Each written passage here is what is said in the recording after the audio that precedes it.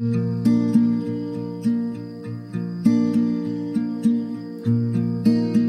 before there were pharmacies, there were healers. Mothers, fathers, and neighbors who turned to the earth for wellness. Welcome to the Reality of Herbal Therapy podcast with Jim Applegate. Each week we explore the plants, traditions, and time-honored remedies that connect us to that ancient wisdom, so you can bring it into your modern life.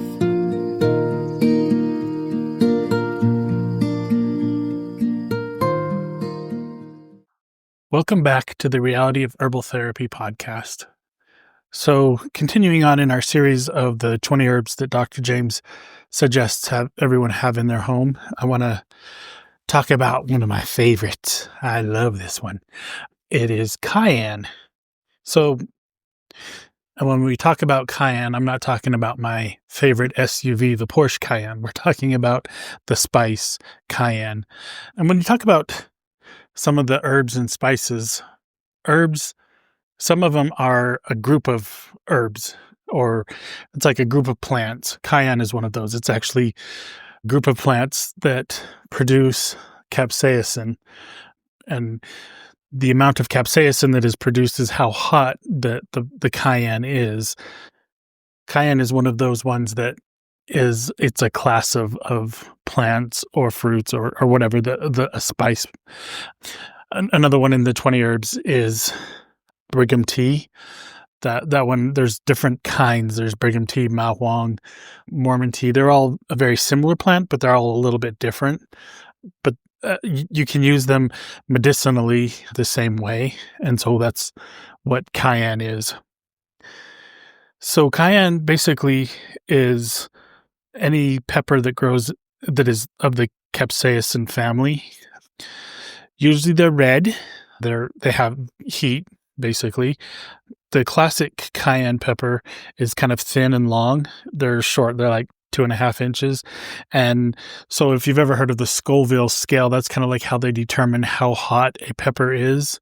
And those are between 30 and 50,000 heat Scoville units, which is what they consider a heat. So bell pepper is 0.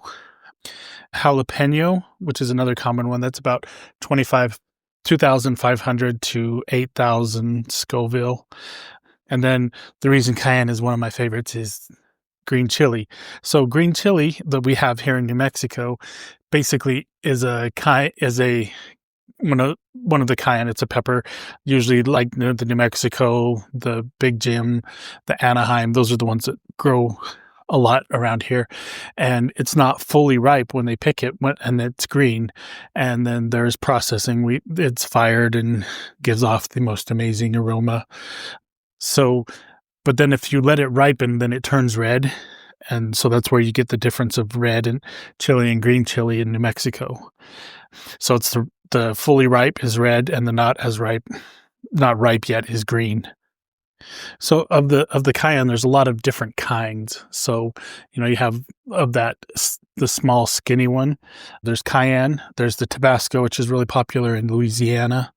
And it's just a variation of the cayenne pepper. But there's also Indian gunter, which is it's thin. It's a little bit thinner than cayenne pepper or the Tabasco pepper, but it's still about the same heat. And then the one that we use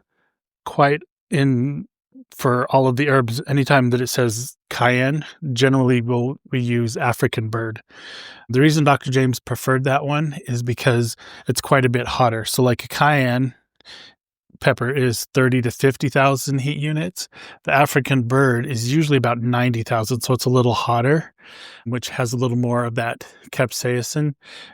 As we'll talk a little bit about why we use that hotter pepper, the hotter cayenne, in what we do. Let's talk a little bit about where cayenne comes from. So the cayenne, it was originally grown, like I said, popular in Louisiana, but it was more in central and the northern part of South America.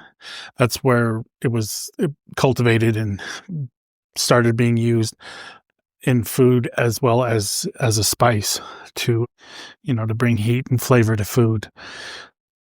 So then when the Europeans came and they found the pepper and stuff, they took it back with them to Europe. And from there, it spread from Europe into Africa, North Africa, India, and to China and stuff. So it like spread throughout the world. It's really common in a lot of North African dishes, a lot of Indian food. Cayenne it's one of those spices that is kind of spread throughout the world. A lot of places in the world use cayenne. One of the things that they found out early on was it has an effect on food, but it also had that medicinal effect. It basically boosts your circulation, boosts your metabolism. It can actually increase your digestion, so like you digest faster. Putting it on as a poultice, you can put it on, and it could burn, especially if you have really hot cayenne, but it'll increase circulation to the area, which will soothe the pain, depending on the pain and what you've got going on. So cayenne, kind of like we talked about it, growing quite in a lot of places. Today it's mostly cultivated in India, especially in the Andhra Pradesh is where a lot of it grows, and they use a lot of that in Indian cuisine. In Africa, they grow a lot of the African bird pepper, the cayenne, the stuff. They grow that in like Nigeria, Ethiopia, Morocco, because basically it needs a lot of sun, fertile soil that drains well. So, and that's why it grows really well here in New Mexico, and it's become kind of like a staple of New Mexico because it grows really well here. And then they also grow it in China and use it in some of their food. So using cayenne, as far as food goes, it's used in a lot of things. It's used as a flavoring in like your soups and stews and like sauces, green chili sauce here in New Mexico. That's kind of like we put it on everything. People use it as a marinade. It gives heat, but it also gives flavor. It's kind of, the chili has that, or cayenne has kind of a sweet but warm flavor. So you get like contrasting flavors. It hits different parts of the tongue, and that's why it's used on, for so many different things. Sometimes people would use it in place of pepper. Like if you couldn't get black pepper, that's a seed that is ground up, then people would dry out the seed, the pods, the cayenne pods, and grind it up.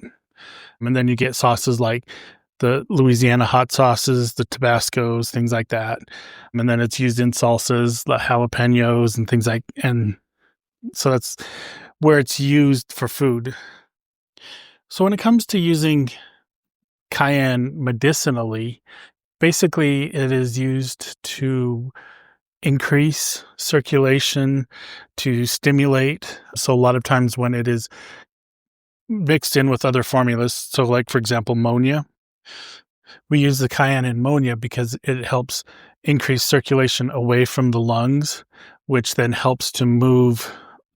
If you've got like a lot of phlegm buildup or anything like that, that cayenne helps to move that out of the lungs.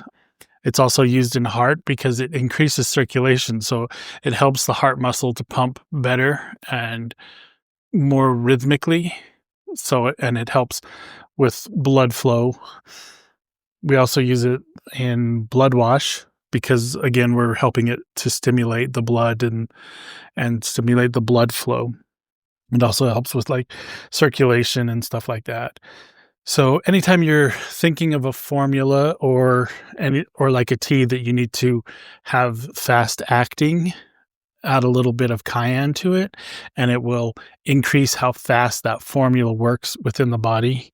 It's kind of like a catalyst to speed up how fast your herbs are hitting your body and boosting the metabolism and getting to wherever you needed the help of the herbs. Because of that stimulation and the circulatory help, it will also help to break a fever. So if you have a fever or you're giving somebody like a tea for fever, if you put a little bit of cayenne in it, it will help to raise up the body temperature, which that's the whole point of a fever, is your body is trying to increase the temperature to kill off an attacking virus or whatever is attacking the body, or an infection or something like that. So adding in cayenne will help to raise the body temperature, and it will help break a fever. If you're doing a tea for a sore throat or something like that, you can add a little bit of cayenne into that, and it will help increase the blood flow to the throat. It can, and so, it depends on the person. Sometimes it's like scratching a sore throat and it feels really, really nice. Sometimes if the throat is really raw and exposed, then that cayenne can burn all the way down. So you want to use it sparingly. Cayenne is also used anytime you have like lung issues, pleurisy, anything like that, where you need to increase the blood flow to the lungs. Use cayenne. Or chickenpox is really helpful because it helps with the fever. It helps increase the circulation so the body can move and basically deal with the virus and the infection and stuff.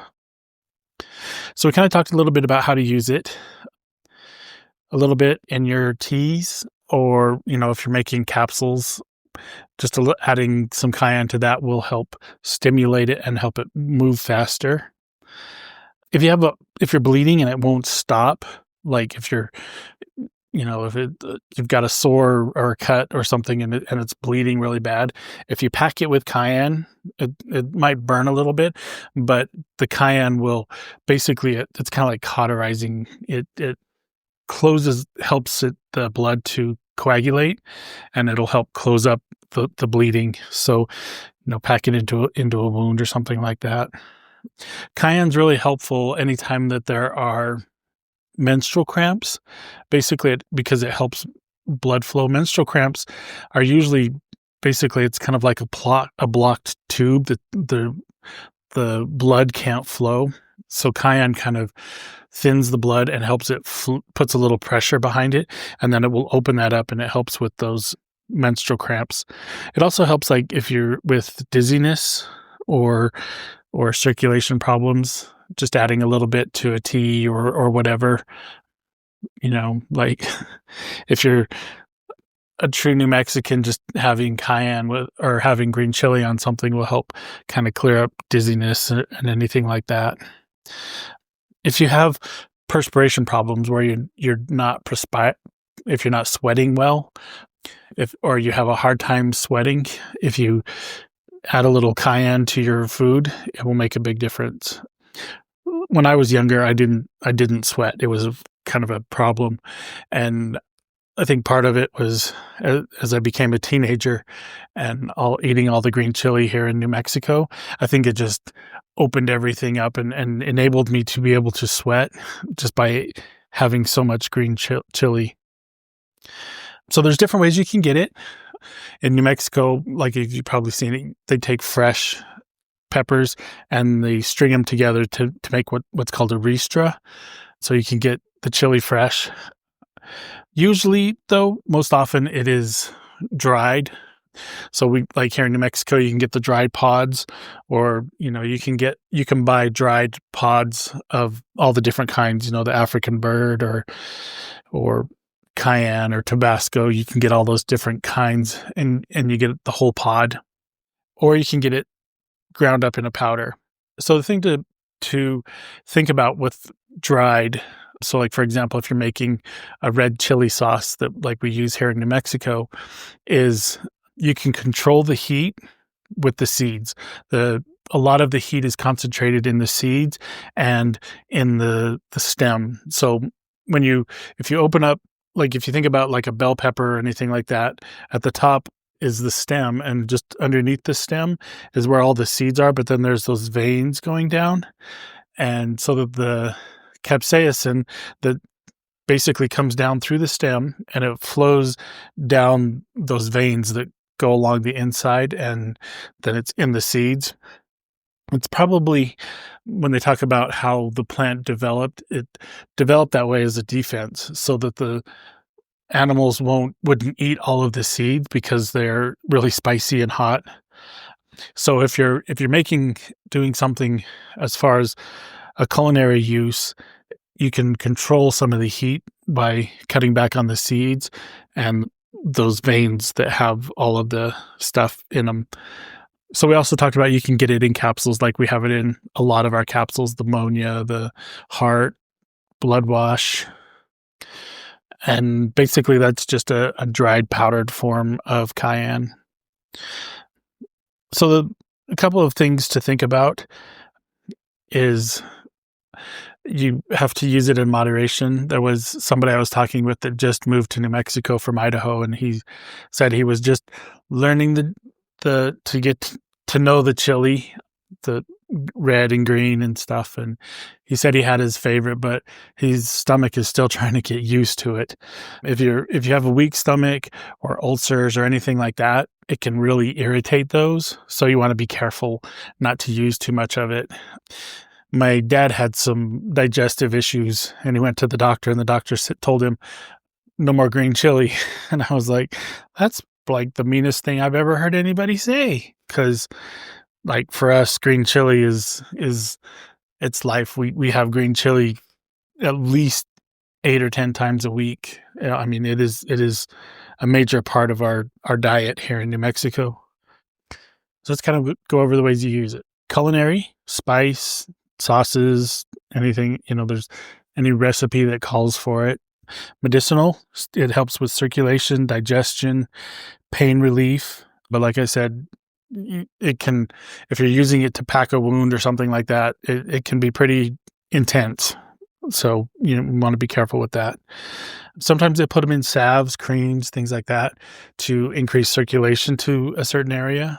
So if you have a cream or a salve that is for healing and you want to increase the blood flow to the area, they'll put a little bit of cayenne in that. So I've kind of talked a little bit about the different formulas. So one of our formulas that's basically a whole lot of cayenne and a whole lot of ginger is Travl. The reason I like Travl is it really boosts my metabolism. When I first heard about that, boosting the metabolism, I was kind of iffy. And so I had a watch that would track how many calories I burned in a day. And if in the morning, if I didn't take it and went to the gym, I would burn about 600 or 700 calories in a day.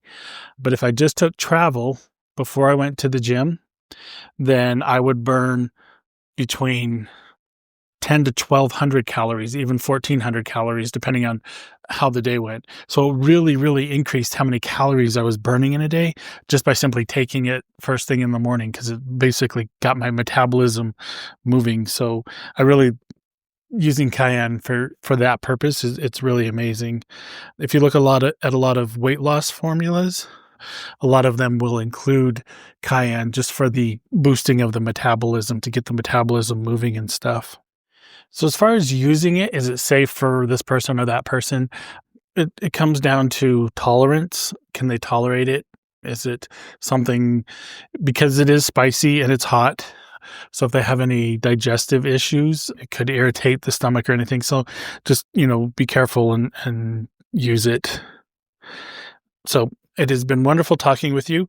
Really, cayenne is like I said, it's one of my favorite herbs or spices.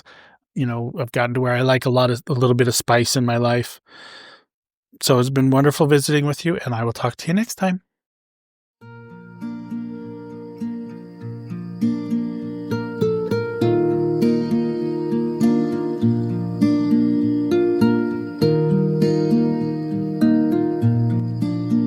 You've been listening to the Reality of Herbal Therapy podcast with Jim Applegate. Visit drugfreehelpstore.com to download your free Healer in Every Home guidebook and explore herbal formulas that support your health naturally. Be sure to follow the podcast, leave a review, and share it with someone who loves natural living as much as you do. Thanks for joining us, and remember, true healing starts at home.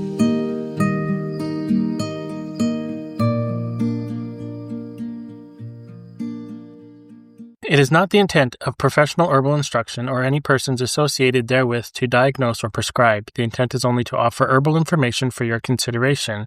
In the event you use this information without your doctor's approval, you are prescribing for yourself, which is your God-given right. But professional herbal instruction or any persons associated herewith assume no responsibility. The claims and statements made on this podcast have not been evaluated by the Food and Drug Administration. These products are not intended to diagnose, treat, cure, or prevent any disease.